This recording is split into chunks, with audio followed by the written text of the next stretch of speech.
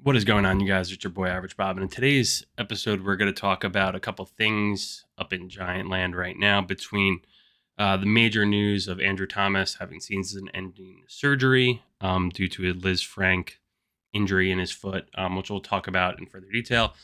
Darius Slayton trade rumors, everyone is hurt, and then Saquon's coming back to town to rub it in all of our faces after what appears to be kind of the straw that broke the camel's back. First, the Bengals. Let's dive into things. First and foremost, it was announced this week that Andrew Thomas is undergoing season-ending surgery on his foot, Liz Frank injury. And I really didn't know too much about this injury, but just hearing the name of the injury, Liz Frank, brought me back to a podcast that I listened to with Sugar Sean O'Malley, UFC fighter, who's on Joe Rogan. And he had the same surgery, what it seems like, for that particular injury. And I want to play a clip of him speaking about his recovery from that injury because maybe it applies to Andrew Thomas. And obviously there are some differences, as Sugar Sean O'Malley is probably like 5'9", 135 pounds. And Andrew Thomas is, I would have to guess, 6'6", 300. So significant difference between the heavyweight and the bantamweight there.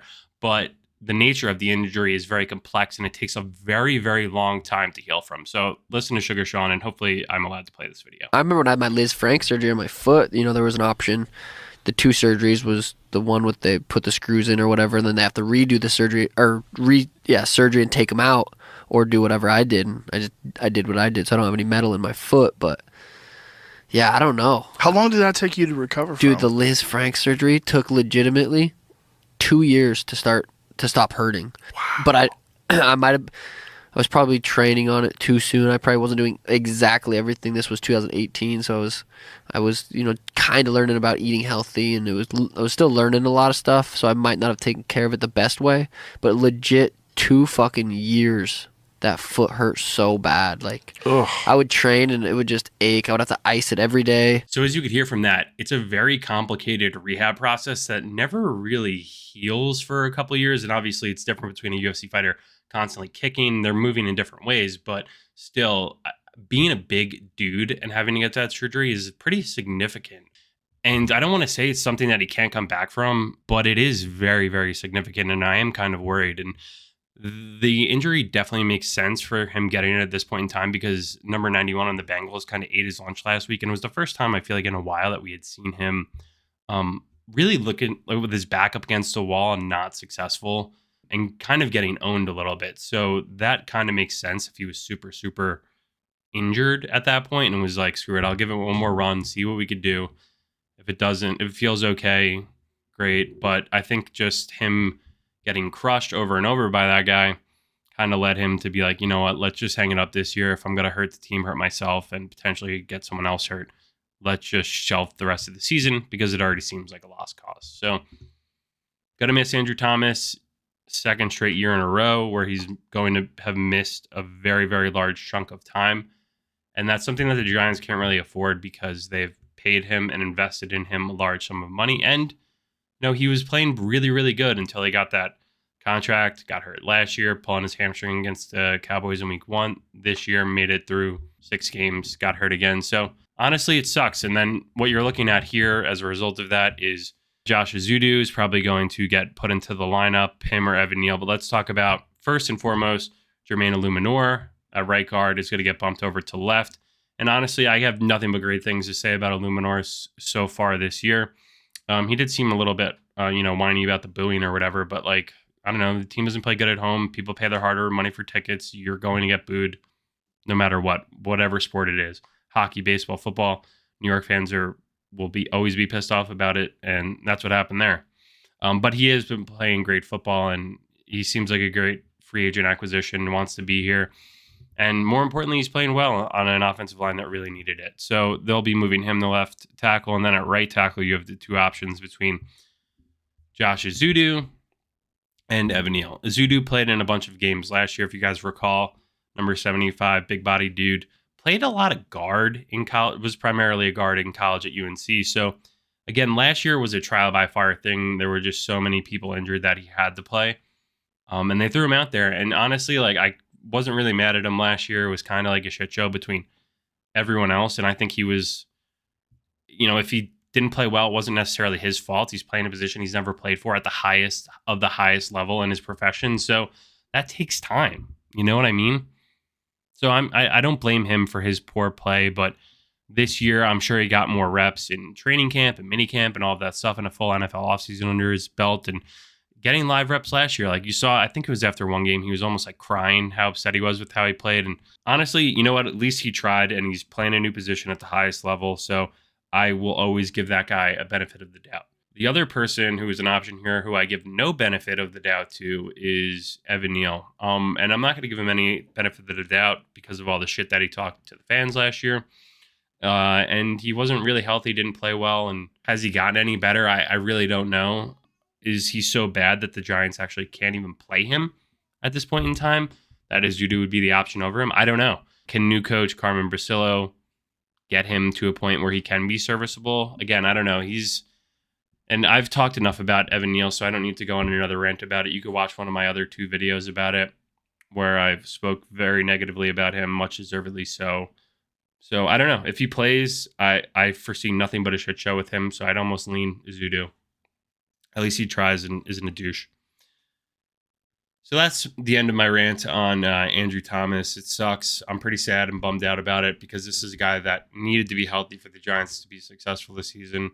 And a great guy by all accounts. Seems like he always does the right thing. So I'm hoping that, unlike Sugar Sean O'Malley, this isn't a 2-year thing that could kind of derail you a little bit. So heal up, Andrew. Wish the best for you. Next up on the trade block is conversation swirling about Darius Slayton, which made sense. It's not breaking news or anything. It's something that's kind of always been talked about in the background a little bit because he's really only been, I think, outside of one season that was a little bit injury riddled.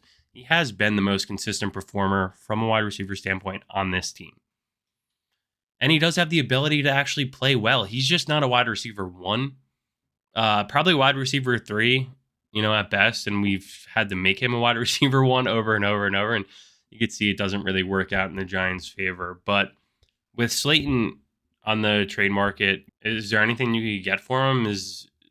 What would people give up? Would they give up, is it asking too much for a 3rd or a 4th? I'd probably do it in that case. But again, he is consistently proven, and he's been one of Jones's consistent guys throughout the years. And, if he does leave, now is probably a good time to kind of cut bait with him just based on where the future is going. His role kind of will probably diminish even further with the emergence of Malik Neighbors and playing it kind of, they're like very similar. Not really similar because Slayton's more of a deep threat and Neighbors can kind of do it all. But I mean, like when you saw those first few games this season when they were both playing, it was really Neighbors and Wandell. Then Neighbors goes out, then it's Slayton and Wandell. So it's really going, if they could get rid of him and get something for him and Neighbors comes back healthy, then I see no problem with that at all. I wonder where he would go, what would make sense. I don't know if the Lions need a wide receiver, but I feel like he'd be really good on the Lions. Next up, we could do a quick preview coming into this weekend. Giants, Eagles, Sunday afternoon, 1 p.m. game at MetLife Stadium. Usually I do full video breakdowns on this, but this one we'll just do it within the context of a podcast format to discuss Saquon's homecoming game versus the Giants, where he was quoted recently of saying, just another game to him. I'm sure he'll get a lot of boo birds. And honestly, looking back on it now, 6 games into the season for him and for us, it's just the way the business is. You can't really be too upset with him. If anyone you should be mad at, it's probably Joe Shane. They gave him deals. They didn't go back to him. It seems kind of like a shit show. So I don't really blame Saquon. I don't really blame anyone anymore. The older I get, probably the more empathy I have for people just trying to make money at the end of the day. So I don't really think it's his fault. He wasn't like, screw you guys, I'm not resigning at whatever price point you give me. That didn't happen. Now you're going to see him come in again. He'll get boobered. His piss is definitely going to be hot. And I think that coach Sirianni, who I think is a complete classless scumbag, is going to do everything in his power to make Saquon have a monster day. Just as an FU to the fans, Sirianni, even last weekend, was cursing out his own fans. So you think he's going to what he's going to want to do to the Giants fans at home, seeing one of their best players of the last decade, come back in a divisional rival team and try and just beat the ever living crap out of them, Sirianni will definitely try and make that happen. I would love for the Giants to win this game more than anything on planet Earth. Do I see it happening? I don't know. 2 weeks ago, I was very optimistic, very bright after that win with the Seahawks, where they edged it out after the punt return touchdown. And then last weekend versus the Bengals, they got nothing done offensively. It was kind of a regress to the means of what we've seen for the last decade or so, being Giants fans, and it was difficult to watch. There was nothing offensively. So what did the Giants do to kind of get that going again? Now that they've lost their starting left tackle, they didn't have a punter last week. It's the backup kicker again, missing a boatload of field goals, and then another winnable game. And then you have Neighbors on track to play. I don't know what Singletary's deal is, but I think he's been completely.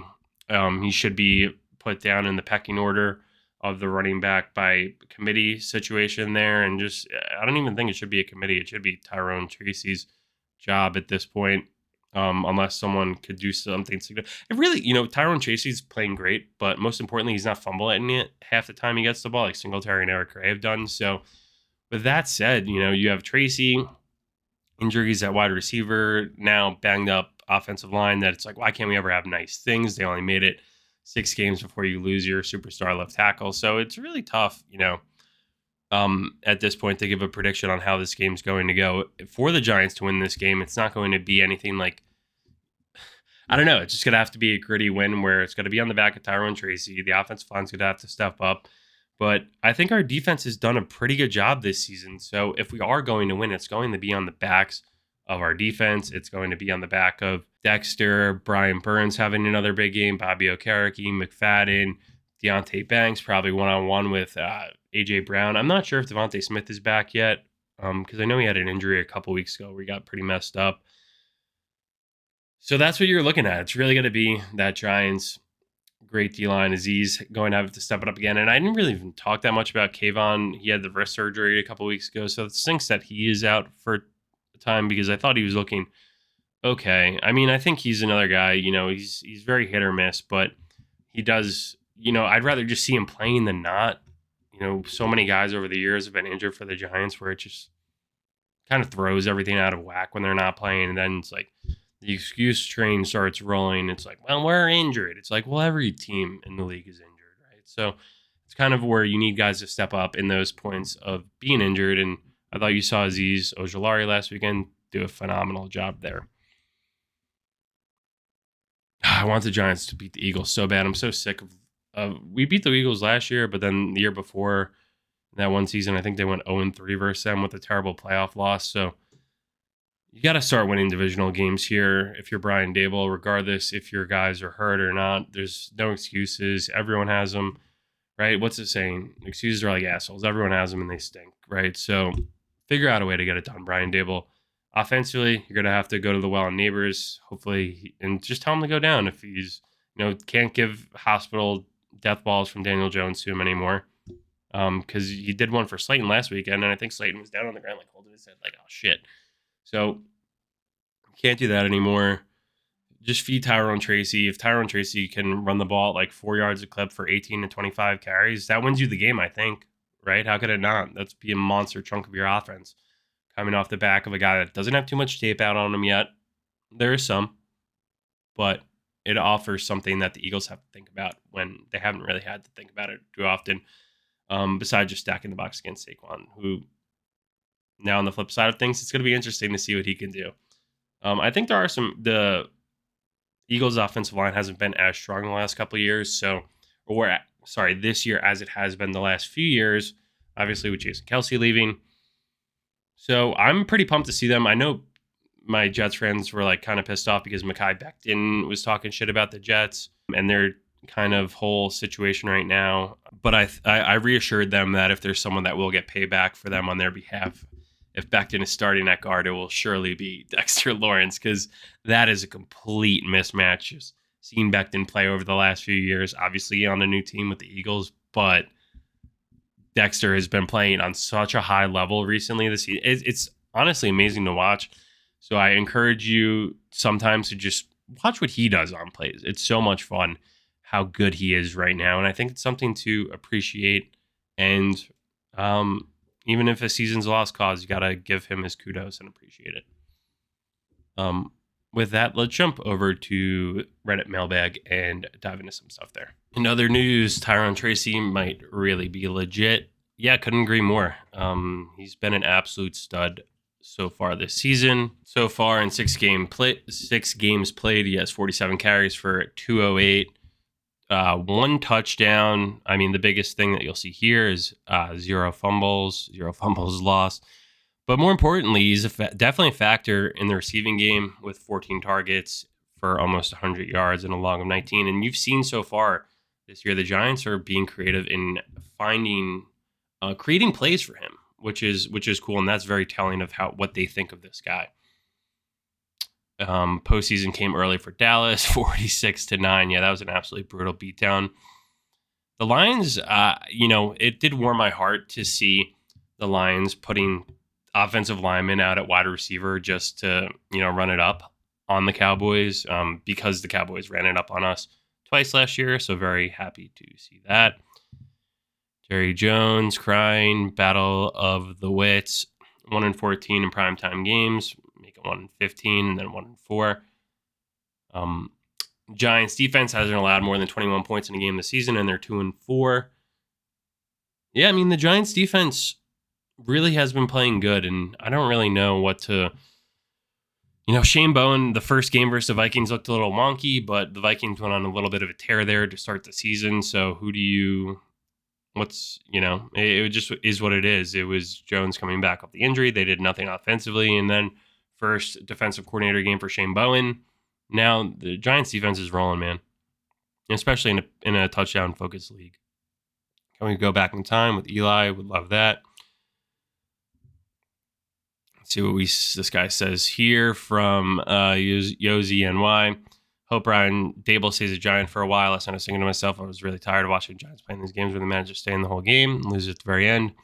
I think this is just, too long didn't read. Has kept us alive. We're a quarterback 7. And hope he keeps Dable around. I think that will happen most likely because of the next post here, right? Like Trash Can Danny Dimes has been playing, horrifically bad after he's really only had the 1 good game, right? The Seahawks game. And I don't think the Giants want to get back into the coaching carousel. And I do think Dable and Shane deserve to get who they want at quarterback, but Shane has maybe shot himself in the foot by giving Jones that contract, but I don't know. Is it, we always say like Dable he should get more time, right? But it's just a matter of how bad things get throughout the course of the season, because I thought Joe Judge was probably going to stick around too. And I think most of you did too, until you're that one game where they start doing quarterback sneaks on their own 6-yard line on like 2nd down. Then you're like, get this guy out. Sometimes it could get that bad. Will it get that bad for Brian Dable? We'll just have to see as the season progresses. If your O-line is better, if your defense plays well enough to win, if your coach makes a gutsy call, it's your quarterback. Yeah, I mean, I don't know what could be said. There's always a lot of internet hatred for Daniel Jones. There has been since he was drafted. But now you're at year 6, and even if he got his hand hit in the Bengals game as he's throwing the pass, it's just enough's enough of the terrible interceptions that just look so bad, especially magnitude or magnified in prime time. It's just enough is enough. The entire offense watching Daniel Jones throw that pass, I was like, oh my God. There was no one around. If you guys want to go back in the highlights from last week where I covered the game, there was no one around. It looked like a punt that a linebacker started returning. It was literally insane. And then Giants starter Andrew Thomas, Liz Frank, out this season. We already spoke about that.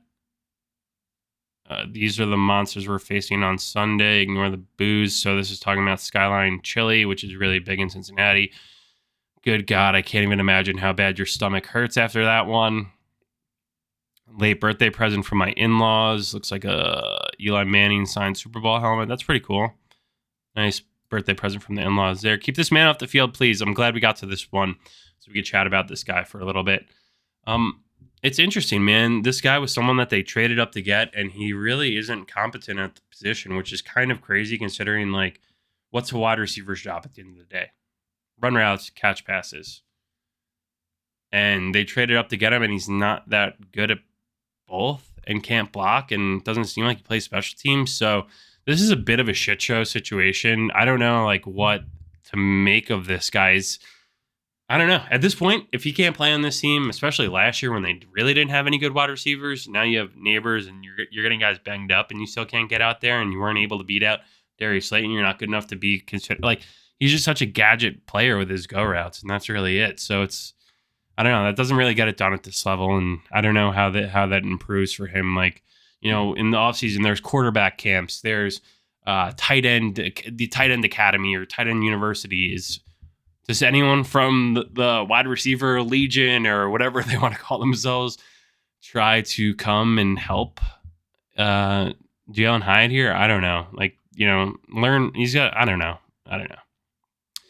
Most pass blocks given snaps without 0 sacks allowed among all O tackles. Jermaine Luminor, 201.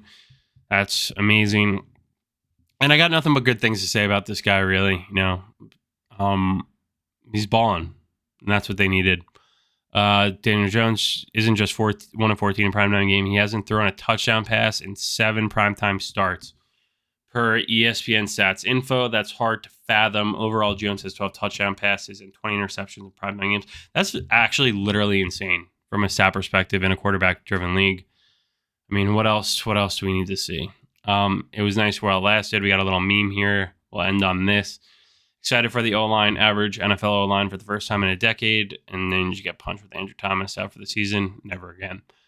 Oh, wait. We'll just end with this last one because it's about this upcoming matchup. Saquon Barkley returns to face his former team. He doesn't think he'll get booed. Maybe I'm naive, but I think it's over. That chapter's closed. I don't care no more. I do not care no more. And I'm pretty sure fans do not care no more. Okay. Yeah, I guess, you know, English wasn't a primetime thing in Penn State, but he's not the only one, so can't make fun of him for that too much. But yeah, I think he's definitely naive. This is, you know, what does he think? People are going to be like, hey, thanks for your like 2.5 good seasons with us, like standing ovation. And I don't know. I hope he loses this week. I hope we win. And I'm sick of, you know, nothing more would be better than for the Giants to beat him and their asshole coach. Anyway, that's it for this week's show. Thank you guys for watching.